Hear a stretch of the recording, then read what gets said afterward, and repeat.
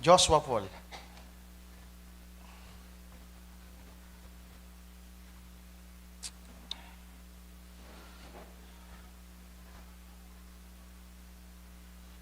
Okay, basahin natin ang Book of Psalms, mga kapatid. Chapter 127. Ito yung malimit nating basahin. Verse 3. Psalms 127, verse 3.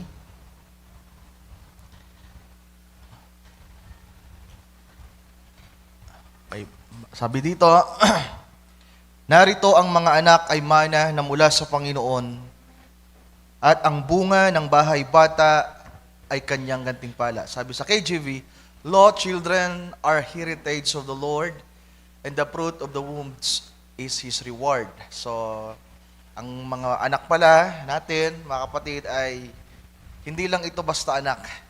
Hindi lang to namamana sa mga magulang, kundi mana na galing sa Diyos. At nabanggit ba kanina, nasabi ba ni kanino yung na-congrats ba natin si Brother Gideon, Kuya Ninoy, kanina? Na-congrats ba? Naipaabot bang nanganak na Sister Tia? Yeah. So, kaya wala si Brother Gideon ngayong araw at Sister Tia. They are in the BMC, mga kapatid, dahil si Sister Tia ay nanganak na. Pwede ba natin palakpakan ng Panginoon? At ang kanyang kapanganakan ay kasabay ng pagdiriwang ng birthday ni Sister Regina, 70th year. Alam niyo po sa Bible, ang 70th year, pagtatapos ng isang henerasyon. Di ba? Bagamat may 40 years per generation, pero sa Israel, sa kalendaryo ng Panginoon, in a perfect will niya, yung 40 kasi, permissive yun. Pero yung 70 is a perfect number of God, at sabi ng Bible sa Book of Psalms, ito ay isang henerasyon, mga kapatid. Kumbaga, napakarami ng pinagdaanan. At Sister Regina, nasaksihan niya ang maraming bagay dito sa La Purisima. Di ba? Lahat na marahil ng mga tao, ng mga unang panahon, paano namuhay ang mga tao dito sa La Purisima, nakita niya. Paano manamit, paano magsimba sa mga denomination at sa pinanggalingan nating reliyon ng Roman Catholic Church. Nakita niya yung mga tradisyon dito, paraan ng pamumuhay. Nakita niya lahat sa loob ng 70 years. At nagpapasalamat tayo na meron tayong elder dito, elder sister, na merong impact at influence sa buhay ng mga new generation. At si Baby Atasia, na anak ni Sister Tea, ay papasok sa panibagong henerasyon. Kung meron pang panahon, kung hindi pa babalik ang Panginoon, pero sana nga bumalik na siya. Amen. Ayaw ko nang magtagal pa sa mundong ito na magulo. Sana nga, yan ang prayer natin, sana nga bumalik na ang Panginoon. Huwag nang magluwat pa ang mga araw, bumalik na siya. Parang si Juan na minamahal. Sa Revelation, sabi doon, Lord, come, please come, Lord. So, ganun din ang desire ko. Sana gayon din kayo, mga kapatid. Pero kung meron pang panahon, more years to come, di natin alam kung ilang taon pa. So, itong mga batang ito, si Baby Joshua Paul at si Atasia, ay papasok sila sa panibagong henerasyon na isang mapanganib na henerasyon. Napakapanganib na henerasyon, mga kapatid. Alam niyo, ibang-iba na yung panahon natin.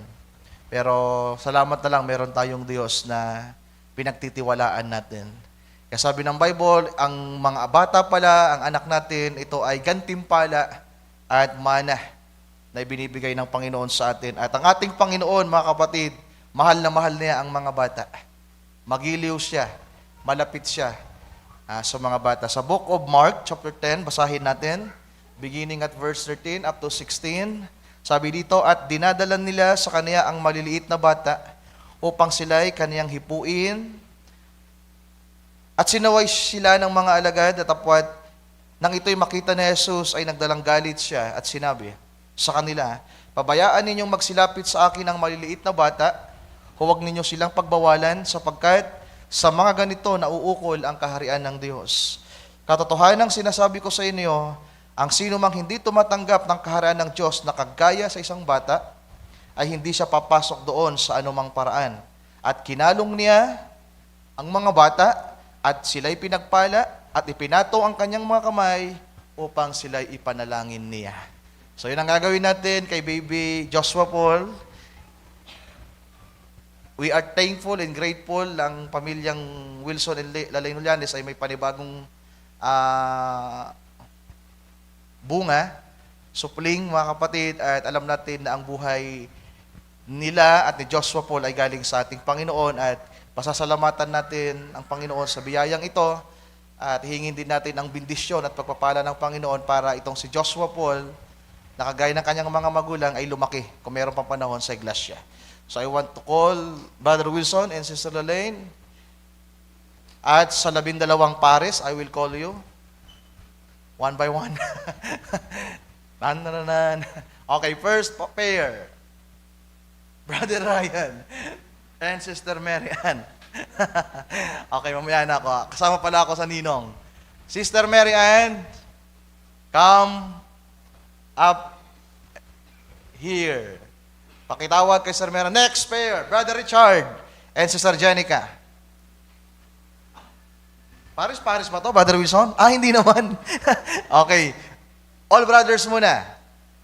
Brother Jeric, pangatlo, pang-apat, Brother Billy. Number 4, Brother Gideon, wala, nasa BMC. Number 6, Brother Joshua Nilo. Number 7, Brother Joshua Ubane. Number 8, Pangulo, Brother Ninoy. Pang-siyam, Brother Epts. Pang-sampo, Brother Oniok.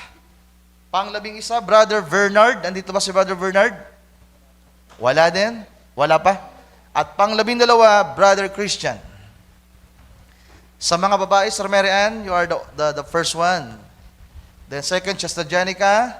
Tuloy-tuloy natin, Sister Tintin, Sister Jasmine, Sister Mylene, Sister Rosel, Sister Dadang, Sister Erica, Sister Lisel, Sister Maricar. Nasa baba, punta na kayo dito sa taas. Sister Maricar, Sister Lisel, Sister Crystal, and Sister Jenny. Nagtuturo sa mga bata. Sister Jenny, come up higher. Okay. Come up heater. Okay. Hindi na ako ang hahawak kay Brother Joshua Paul. Where is my associate? Andiyan ka, Brother Joshua? Brother Chad, ikaw na yung maging kamay natin. Hawakan mo si Brother Foley. Bakit Foley ba ang ano niyan? Bakit Foley ang palayaw? Foley, bakit Foley? Paul tapos okay, so Foley. P-A-U-L-Y. Ganon, Brother Wilson. Pauli. Pauli. P-A-U-L-I. P-O-L-I. Polly. Ayos yung palayaw niya, si Brother Polly. Okay. The rest ng mga kapatiran, tayo pong lahat ay magsitayo, mga kapatid, para sa panalangin at pagpapala. Itaas natin ang ating mga kamay towards to Brother Foley, mga kapatid, and let us pray. Hallelujah.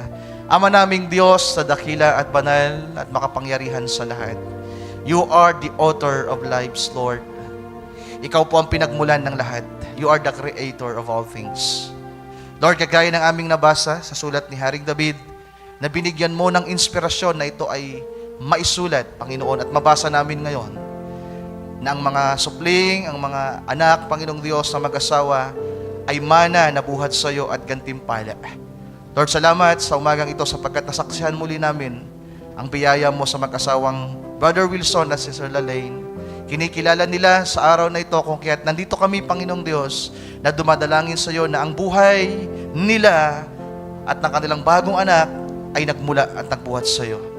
Dalangin namin na ikaw po ang magpala sa kanilang pamilya, sa kanyang pamilya, sa tatay at nanay, Panginoong Diyos, sa panganay nilang si Jared at ngayon kay Joshua Paul, Lord God. Pagpalain mo po, Panginoong Diyos, ang batang ito. Kung paano pinagpala mo ang mga magulang, ay pagpalain mo ang batang ito. Ngayon, ipinagpipray namin ang batang ito. Ipinagpipray ni Brother Wilson ang batang ito.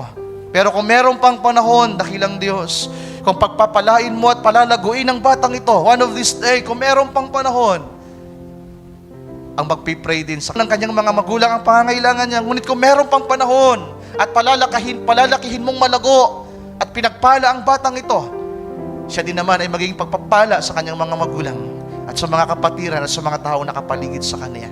Lord, pagpalain mo ng higit ang pamilyang ito. Kung si Paulie, Lord, ay karagdagang biyaya at pagpapala, Lord God, maraming salamat. Narito din po ang mga ninong at ninang na tumatayong pangalawang magulang, Panginoong Diyos, para gabayan si Paulie, tulungan ang mag-asawang Brother Wilson at Sister Delaine, Lord. Tulungan mo po ang mga ninong at ninang na ito, na hindi lamang nawa ito maging seremonya sa araw na ito, kundi mula sa araw na ito ay mailalagay sa kanilang puso at isip na merong isang baby Paulie, Lord, hallelujah, na nangangailangan ng aruga, gabay at tulong, Panginoong Diyos. Tulungan mo ang mga ninong at ninang na ito na magabayan din po ang batang si Paulie, na ang mga buhay nila ay maging huwaran, Panginoong Diyos. Na kung meron mang mga panahon, kung magkakaproblema man ang mag-asawang Lalaine at Brother Wilson at si Paulie, Lord, may mga ninong at ninang silang matatakbuhan at malalapitan, Panginoong Diyos. Lord, maraming salamat. Pagpalain mo ang bawat isa na nandito, na sumaksi, hallelujah, ng paghahandog na ito sa iyo. Sa iyo namin itinataas ang batang ito, ang pamilyang ito, Panginoong Diyos. Ipinagpapasalamat sa iyo lamang. Hinihiling sa iyo pong dakila, banal at pinakamakapangyarihang pangalan, aming Panginoong Jesucristo. Amen, amen, amen. Ating palakpakan ng Panginoon, mga kapatid. Okay, mga ninong at ninang, ipasa nyo, hawakan nyo. Simula sa araw na ito, meron kayong responsibility para kay Paulie. Yung regalo niyo, diaper niya, gatas, tuition fee. Okay, God bless you, mga sisters, pahawakan niyo. Huwag niyong kakalimutan si Paulie. Oy, nako, Brother Christian, bakit umiyak sa'yo, Brad? Nako. Pwede na po kayong maupo, yung mga andyan. Okay, habang tinatapos lang natin na pinapasa-pasa si Paulie.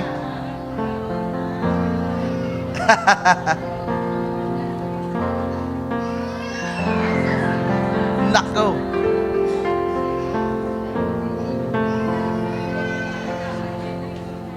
Okay, la.